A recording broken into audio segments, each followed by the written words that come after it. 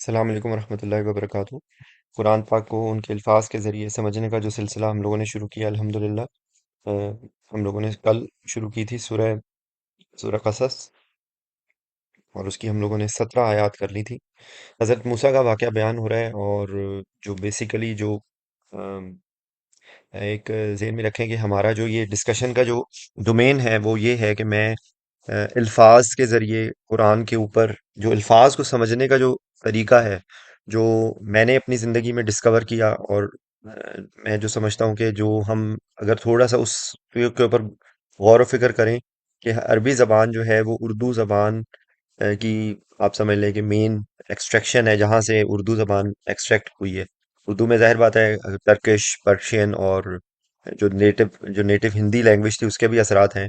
लेकिन अगर हमें अरबी ज़बान समझनी है, अगर हम उर्दू ज़बान की ये ही जो रूल्स जिस तरीके से हम उर्दू समझते हैं या इंग्लिश समझते हैं, वही रूल्स को अगर यहाँ पे अप्लाई करें कि एक तो हम उर्दू के लफ्ज़ ढूंढते रहें, हर लाइन में आपको उर्दू के लफ्ज़ मिलेंगे, अल्फ़ाबेट्स अल्फ़ाबेट से मिलके लफ्ज़, लफ्ज़ से मिलके जुमले, और उसके जो बेसिक रूल्स जो किसी भी ग्रामर में होते हैं कि यहाँ पे इज लगना है, यहाँ पे एम लगना है, यहाँ पे आर लगना है, यहाँ पे थर्ड फॉर्म लगनी है, तकरीबन वही रूल्स यहाँ पे अरबी में अप्लाई होते हैं तकरीबन। उससे वही अगर रूल्स मतलब यानी कि उसी कॉन्सेप्ट को हम यहाँ पे समझें, उसके बाद फ्रीक्वेंट इस्तेमाल होने वाले अल्फाज के जो हम अपनी लैंग्वेज में बोलते हैं सवालात के लिए, जोर देने के लिए, टाइम स्पेस के जरिए करीब दूर की चीजें, तो आप यकीन कीजिए। और सबसे इंपॉर्टेंट जो चीज़ है वो है प्रोनाउंस। जो प्रोनाउंस हैं वो अगर हमें समझ आ जाए, प्रोनाउंस के जैसे we, I, they, them, their, his, her, ठीक है। तो इंग्लिश के अंदर जो ये इस्तेमाल होते हैं उसकी एक लिमिटेड डोमेन होती है। अरबी के अंदर ये है कि मुज़क्कर और मुअन्नस के लिए अलग लफ्ज़ होता है। अरबी के अंदर दो के लिए अलग लफ्ज होता है। इस वजह से वो नंबर ज्यादा हो जाते हैं, लेकिन उसमें साउंड अगर आप रखें तो का की जो साउंड आ रही होती है वो अक्सर एंड पे जब आती है तो वो सेकंड पर्सन यानी कि जिससे बात कर रहे हैं उसके लिए होती है। हा की साउंड हु इस तरह की हु की जब साउंड आ रही होती है तो वो थर्ड पर्सन की होती है, ठीक है। फर्स्ट पर्सन के लिए मैं और जो है वो यानी कि मैं और हम, आई वी, उसके लिए जो जो क्या नाम है, उसमें नून अलिफ ना की साउंड हमारे लिए, या नून नून का अगर आप रखें, और मेरे लिए जो है अलफ या अलिफ होते हैं या होता है। ये मैं आपको बेसिक रूल्स बता रहा हूँ। तो अगर हम इन्हीं इन्हीं को ही अब अगर फोकस करें, तो हमारा जो असल टारगेट है वो कि कुरान के अल्फाज को समझ लें। जब कुरान के अल्फाज हमें समझ आएंगे तो उससे हमें तर्जुमा समझ आना शुरू हो जाएगा, क्योंकि कई दफा जो तर्जुमा है वो उस चीज की तर्जुमानी नहीं कर रहा होता। वो तर्जुमे की लिमिटेशन होती है क्योंकि वो उस लैंग्वेज के हिसाब से कर रहा होता है। अरबी जबान के अंदर अगर एक लफ्ज की इंतहाई फसी मानी है, तो वो तर्जुमा जो है वो उसको कवर ही नहीं कर सकता। जैसे अब अलहम्द है, तो ये हमद का जो लफ्ज है, इसको एक लफ्ज में तर्जुमा नहीं किया जा सकता। It's not possible. इसमें तो पूरी किताबें लिखी जा सकती हैं हमद की। उसमें तो एक कुजा ये कि आप एक लफ्ज, इसलिए आपको कहीं पे तारीफ नजर आ रहा होता है, कहीं पे शुक्र नजर आ रहा होता है, और एक्चुअली ये दोनों ही चीजों का कॉम्बिनेशन है शायद, या इससे भी ज्यादा है, ठीक है। तो इसी तरीके से मैं हर दफा बताता हूँ कि आप, तुम और टू। अब इसको इंग्लिश में आप ट्रांसलेट करें तो वो यू होगा, लेकिन यू जो है इज नेवर रिप्लेसमेंट ऑफ आप, तुम और तू। तो इसी तरीके से जो एक लैंग्वेज के एक एक्सप्रेशंस होते हैं, तो उनको समझने के लिए अगर हम थोड़ा सा यकीन कीजिए, अगर हम थोड़ी सी हिम्मत करें, हमने सारी जिंदगी अपनी दुनिया के लिए लगा दी है, हम अपने बच्चों के लिए भी उसी पे जोर लगा रहे हैं। तो थोड़ा सा अगर हम ये फोकस करें कि ये वो किताब है जो हमारी जिंदगी का मैनुअल है, इसको हमें इंपॉर्टेंस देनी है। और वो इंपॉर्टेंस ये नहीं है कि हम उसको झाड़ झाड़ के गिलाफों में रख के ऊपर रख दें। और माजरत के साथ मैं हर दफा एक ही तो बात करता हूँ, तो जो बार बार सुनते हैं उनसे मैं माजरत कर रहा हूँ। जो नए लोगों के लिए मेरा मकसद होता है कि उन तक ये पैगाम सही मानों में इसी तरीके से पहुंच सकता है कि देखें, कुरान को अगर आप इज्जत दे रहे हैं ना, तो कुरान को पढ़ें, कुरान को समझें, कुरान के ऊपर अमल करें, उसका पैगाम पहुंचाएं। ये है कुरान की इज्जत। ये कुरान की इज्जत जाहिरी इज्जत है कि बस आप उसको चूम चूम के ऊपर रख दें, किसी के मरने जीने पे खोल के बड़े मजे से कुरान पाक की तिलावत कर लें। मैं ये नहीं कह रहा हूँ कि इसका रूहानी फायदा तो होगा, लेकिन इस दुनिया के अंदर क्या फायदा। और उसकी एग्जाम्पल मैं देता हूँ कि जिस तरह खाने के बाद स्वीट डिश होती है, तो आप पहले उसको समझें, उनके अल्फाज को समझें, उसके असरात ही डिफरेंट होंगे। और कुरान की एक एक आयत लाइवली है। कुरान का एक वो मकसद वो था कि जो उस वक्त मौका महल था, जैसे यहाँ पर हजरत मूसा की कहानी आ रही है, हजरत मूसा की स्टोरी आ रही है, तो कसस के अंदर आपको इससे भी ज्यादा डिटेल्स मिलेगी, बहुत सारी चीजें जो एक आयत के अंदर आप समझ नहीं सकते, और मेरी वो डोमेन नहीं है क्योंकि उसके लिए बहुत ज्यादा नॉलेज चाहिए, बहुत ज्यादा कंपैरेटिव तफासिर की। तो मैं यहाँ पे अल्फाज पे फोकस कर रहा हूँ, इससे ज्यादा आपको जो डिटेल चाहिए वो आप देख सकते हैं। लेकिन आप ये देखें कि यहाँ पे जो जिक्र हो रहा है, अभी आगे कल भी हम लोगों ने कुछ बातें की जिनमें से एक को मैं जिक्र करके मैं आगे से शुरू करूंगा, कि हजरत मूसा का जो है वो अलैहिस्सलाम को गलती से उनसे वो उन्होंने मारा और वो बंदा फौत हो गया, ठीक है ना। तो फौरन एक एक तर्ज अमल ये था कि वो इस चीज को कहते हैं कि बस ठीक है ये मैंने कर दिया, लेकिन फौरन उन्होंने क्या कहा कि ये तो अमल शैतान हो गया मेरे से। ये इससे मैसेज क्या है, ये हमारे लिए है कि कोई भी काम जरूरी नहीं है कि आप मुक्का मारने का इंतजार करें, मुक्का मार के पहले मारें और तौबा करें। हर चीज के अंदर इस आयत को अप्लाई कर लें कि जहां पर भी आपसे जरा सी भी गलती हो जाए तो प्लीज प्लीज आप अकड़ में ना रहें, ईगो में ना रहें। चाहे वो कोई भी हो, चाहे वो आपसे छोटा भी हो, चाहे वो आपसे कमजोर भी हो, फौरन उससे पलट जाए, फौरन माफी मांग ले, अपने अंदर की ईगो को खत्म कर दे। ये एक मैंने आपको एक एग्जांपल दी है।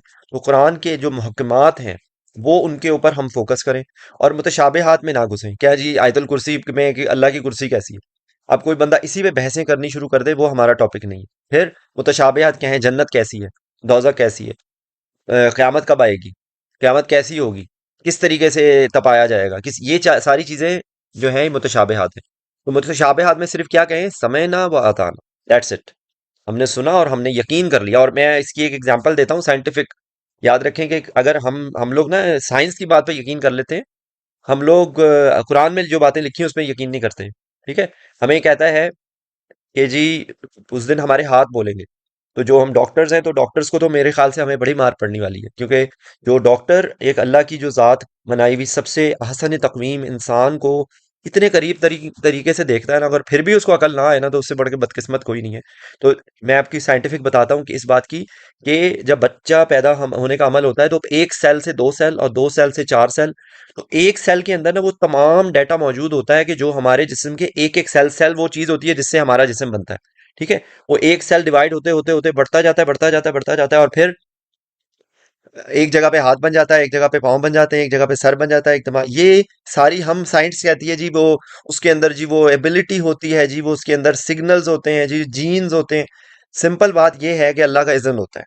अल्लाह का इज़्न होता है तो वो सेल्स के जो हाथ की तरफ जाते हैं वो उंगलियां बन जाते हैं, वहां पे नाखून आ जाते हैं। जो दिमाग की तरफ जाते हैं वो न्यूरॉन्स बन जाते हैं जी, सारा सिस्टम चल रहा है। लेकिन अल्लाह चाहे तो हाथ के सेल्स को कह दे आंख बन जाओ, हाथ के सेल्स को कह दे कि आवाज बना दो। ये साइंटिफिकली भी पॉसिबल है, क्योंकि उसके अंदर वो जीन्स मौजूद हैं। हर सेल के अंदर वो एबिलिटी है कि वो किसी भी सेल में कन्वर्ट हो जाए। तो ये साइंटिफिकली इट इज पॉसिबल। ये प्लीज ये ऑनर आर बी प्लीज ये आपके से ये स्क्रीन पे आप लिख रहे हैं, आई एम सॉरी, ये मेरी मुझे से बहुत डिस्ट्रैक्शन हो रही है। मुझे इनको, ये कौन लिख रहा है, ये सारी मेरा टेम्पो ही तोड़ दिया है। ये मुझे इनको निकालना पड़ेगा, मुझे लग रहा है ये किसी बच्चे के हाथ में आई, आई थिंक। तो ये एक बात हो गई। दूसरी बात ये है कि एक और कहा जाता है कि जी हवा जो है ना, हवा के अंदर एनर्जी की जो फॉर्म है, तो सॉरी हवा का नहीं था, कि एनर्जी एक फॉर्म से दूसरे फॉर्म में कन्वर्ट हो सकती है लेकिन एनर्जी एनर्जी खत्म नहीं होती।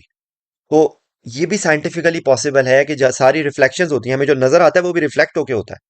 और उसके बाद जो हम बोल रहे हैं, तो मेरी ये आवाज निकली, ये हीट एनर्जी में चली गई, ये काइनेटिक एनर्जी में चली गई और मुख्तलिफ फॉर्म्स में हो गई, ये यहीं पे रह गई।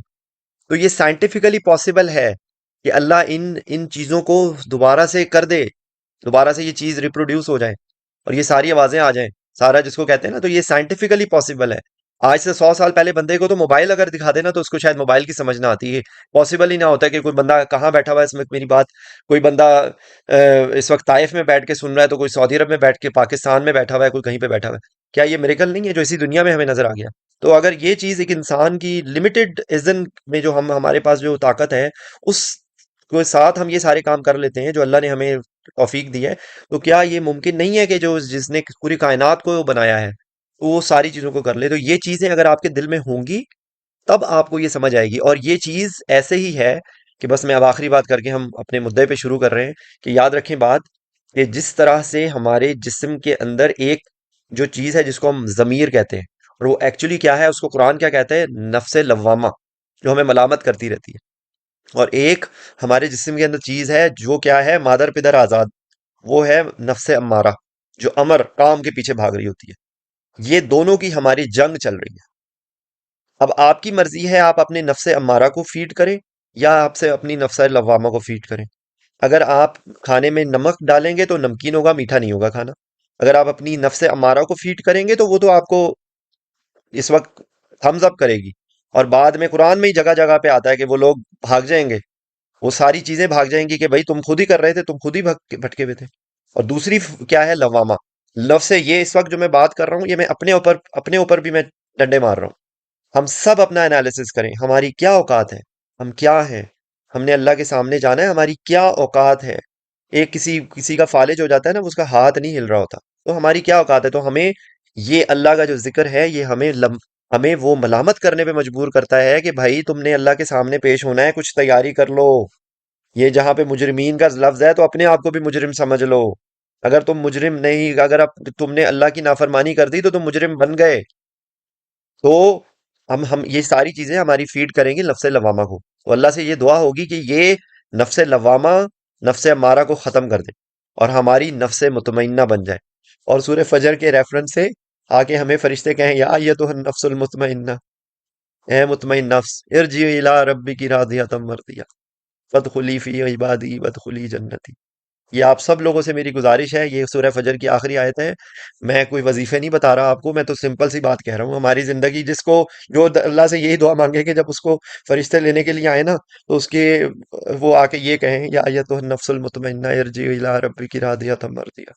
तो यही सारा मुद्दा है। और ये देखें, कल कल का हमें यकीन नहीं है, तो वहां पर जब हमें सारे लोग हमारे छोड़ के चले जाएंगे ना, तो ये कुरान जो है ना, वो हमारे लिए हुज्जत करेगा कि ये इंसान ने मेरे लिए, मेरे से जुड़ा, मुझे अपने साथ जोड़ के इसने अपनी जिंदगी के, इसको कोई भी ये काम कर रहा था, कहीं पर भी बैठा था, उसके दिमाग के अंदर सॉफ्टवेयर में ये था कि कुरान क्या कह रहा है, कुरान की ट्रांसलेशन हमारे नबी सल्लल्लाहु अलैहि वसल्लम की जिंदगी क्या कह रही है। अगर हम अपनी जिंदगी को इस तरह बना लें, तो इंशाअल्लाह हम अल्लाह से भरोसा करते हैं कि हमारी अल्लाह गलती कोताहियों को माफ कर देगा। और वही वाली बात कि लैसा लिल इंसानी इल्ला मा सा, जो जिस चीज की इंसान कोशिश करता है वो चीज उसको मिल जाती है। तो आप याद रखें बात, इस दुनिया के अंदर भी अल्लाह ढील दे देता है। करो, पलट आओ, पलट सकते हो तो पलट आओ, आखिरी सांस तक मौका, पेपर है तुम्हारे पास। उसके बाद फिर जब मौत का गरगरा आ गया, तो फिर कुछ नहीं हो सकेगा। तो ये मैं बात करके अब हम शुरू करते हैं। अल्लाह हमें ये तौफीक दे कि हम अल्लाह के बंदे बन जाएं, वाकई में अब्दुल्ला बन जाएं हम, वाकई में अब्दुल्ला बन जाएं, क्योंकि कोई और इसके अलावा चारा नहीं।